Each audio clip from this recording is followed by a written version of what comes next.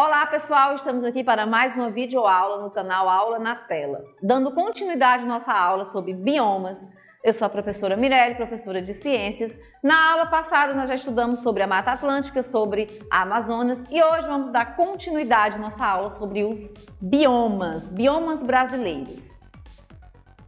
Trazendo aqui para vocês o nosso bioma, a Caatinga. Caatinga significa mata branca indígena. A Caatinga, ela é muito característica, é um bioma exclusivamente brasileiro, que está situado na região nordeste do país. Tem grandes características adaptativas, principalmente a questão climática, por ter períodos longos de estiagem. Então, tanto a fauna como a flora, elas se adaptam a essas características. O clima é semiárido, ou seja, com grande extensão tem um período de chuva e tem um período de seca, mas o período chuvoso também não é um período de grandes chuvas, ou seja, tem um período que o inverno ele é um pouco ralo e, consequente disso, né, a fauna e a flora, elas têm que os animais e as plantas, eles têm que se adaptarem para sobreviverem nessas condições. A diversidade em fauna e flora, elas são muito endêmicas, porque o nome é endêmicas, ou seja, são nativas daquela região, são exclusivas daquele bioma.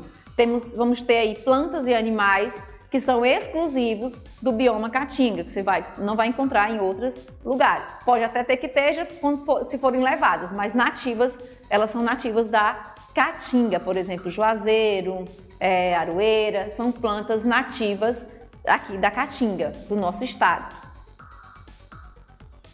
Aqui nós temos o mapa representando aqui a Caatinga, aquela parte lá amarela, ou seja, ela corresponde a toda a parte do Nordeste, entre os estados do Maranhão, Piauí, Ceará, Rio Grande do Norte, Paraíba, Pernambuco, Sergipe, Alagoas e a Bahia e norte de Minas Gerais, mas concentrada a maior parte no Nordeste. Aqui eu trouxe algumas características com relação à vegetação da Caatinga, né? Todo mundo aí costuma ver, por exemplo, um xique-xique, um mandacaru, já sabe que é uma planta nativa da Caatinga, porque são as plantas mais expressivas. Quais são as características adaptativas? Árvores baixas, troncos tortuosos e espinhos. Para que eles têm essas características? No caso, os espinhos dos cactos, eles servem para reter a quantidade de água dentro do corpo para poder elas aguentarem grandes estiagens. Árvores baixas, para que não seja a quantidade de água não seja muito elevada do nível das raízes. Os troncos tortuosos, eles também servem para armazenar água. E aqui a gente pode ver, observar algumas plantas que têm essas características. Aqui nós temos uma barriguda, ali nós temos um mandacaru, tá? Que é um estilo de cactos. A outra característica que é muito comum a gente ver, por exemplo, é a adaptação das plantas. As plantas na Caatinga, quando é época de seca, o que acontece? Fica tudo branco, por isso que é mata branca ou terra branca, porque quando estamos aí nos períodos secos, como uma forma adaptativa para sobreviver até o ano que vem, ou a próxima período de chuva, as plantas, elas caem todas as folhas, né? Todas as folhas, você pode ver que durante todo, você vai ver só o tronco, você não vai ver folhas, porque as folhas elas vão consumindo a água. Então, perder aquelas folhas é uma forma adaptativa para sobreviver até a próxima estiagem. Outra característica interessante, por exemplo, é que você não vê nada durante a seca, mas basta começar a chover, que tudo fica verde e floresce. Aquelas sementes, elas ficam ali no solo, também é um processo de adaptação, então ela fica ali no solo, quietinha, até acontecer o próximo inverno, as próximas chuvas, para poder elas florescerem novamente. Assim como também passa o período chuvoso, elas caem as folhas, as sementes caem e esperam a próxima período chuvoso.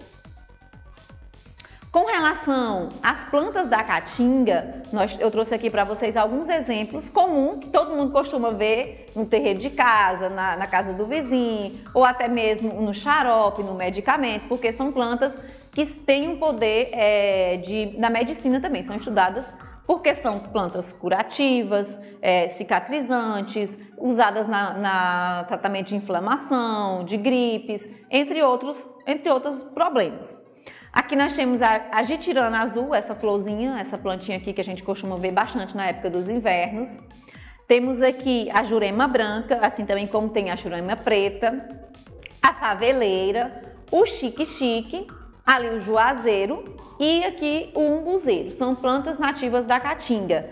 Todas, a grande maioria tem poder medicinal e também são muito utilizadas para o estudo, justamente por essa questão de serem medicinais. Antigamente, lá na época dos nossos pais, dos nossos avós, não existia tanta questão do medicamento, acesso à medicação, antibióticos, pomadas, cicatrizantes. Então, o que é que eles faziam? Usavam da medicina popular, né, das plantas, para ficarem bons de doenças como, por exemplo, cicatrização, inflamação. Uma das plantas que eu não coloquei aqui é a aroeira, que também é muito bom, principalmente para inflamações, principalmente mulheres, sabonete íntimo em barra, então é muito usado com base na aroeira. Então, sempre que vocês verem um medicamento caseiro, vocês sempre vão naquele xaropezinho, vocês vão lá na bula e vejam de que é que ele é feito, que vai ser sempre uma planta. E se você for pesquisar, você vai ver que essa planta ela é nativa da caatinga.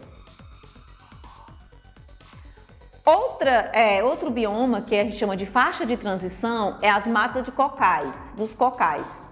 A carnaúba é uma planta endêmica, ou seja, ela é endêmica dessa região. E a carnaúba ela é muito importante, principalmente no comércio. A madeira, as folhas. Se vocês costumam usar, essas folhas aqui são aquelas folhas feitas para fazer aquelas vassouras de palha. Aquelas vassourinhas que a mãe de vocês varre no terreiro. Quem mora no interior sabe muito bem que tipo de vassouras são essas. São vassouras de palhas que são feitas com a folha da carnaúba. Mas a madeira dela é muito utilizada para fazer linhas, para construções, objetos de madeira, mesa, móveis.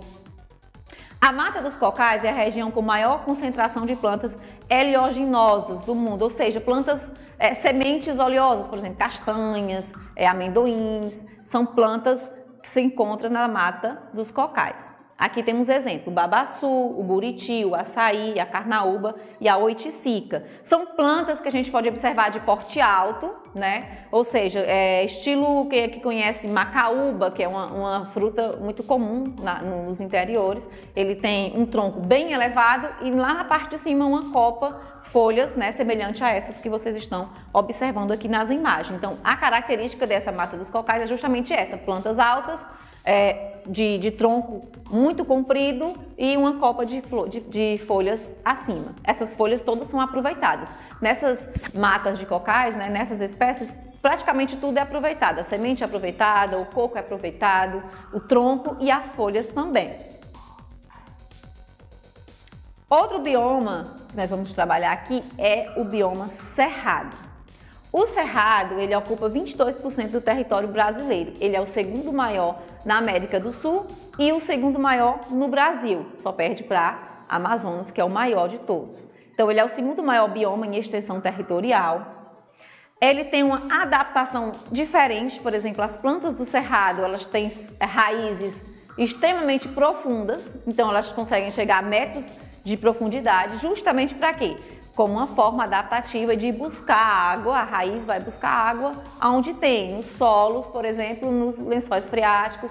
Então, quanto mais ela vai encontrando água, mais as raízes dela vão crescendo internamente. Então, é uma característica adaptativa. A gente pode observar que as imagens é um bioma que tem árvores de todos os portes, né? Aquela questão do capim, aquela mata mais rasteira e também de árvores de porte um pouco maior.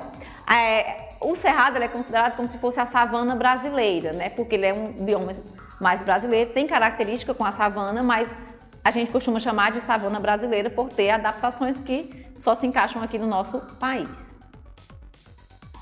O cerrado engloba os estados da Bahia, Goiás, Maranhão, Mato Grosso do Sul, Mato Grosso, Minas Gerais, Paraná, Piauí, Rondônia, São Paulo e Tocantins, além do Distrito Federal.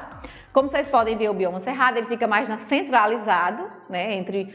No nosso mapa a gente pode observar que ele está mais centralizado, então ele pega um pouco do bioma de cada um, da Amazonas, da Caatinga, característica ali do Pantanal, características ali da Mata Atlântica, porque ele está centralizado entre esses 4 biomas. Com relação à fauna, né, nós temos aqui algumas espécies que vivem nesse ambiente, que vivem no cerrado. Nós temos aí o lobo-guará, temos os tamanduás bandeiras, temos emas, tatus canastras e as pacas. Aqui são alguns tipos de animais que vivem nessa região. Aí também tem a questão das ameaças. Como a gente pode observar, todos os biomas, eles sofrem praticamente pela mesma coisa, né? A desertificação, lá na Caatinga tem muita questão da desertificação, ou seja, o que é que mais ocasiona? A plantação. Então, as queimadas são geralmente para plantarem, para fazerem grandes plantações de alimentos, de milho, de feijão. Então, isso vai fazendo o quê? Deixando aquele solo pobre, até um ponto de não ter mais condições de nada. Fica um campo de futebol, limpo, não planta mais nada, não dá mais nada. A gente chama aquele processo de desertificação. Acontece também no Cerrado, acontece também em outros biomas, como por exemplo a Mata Atlântica.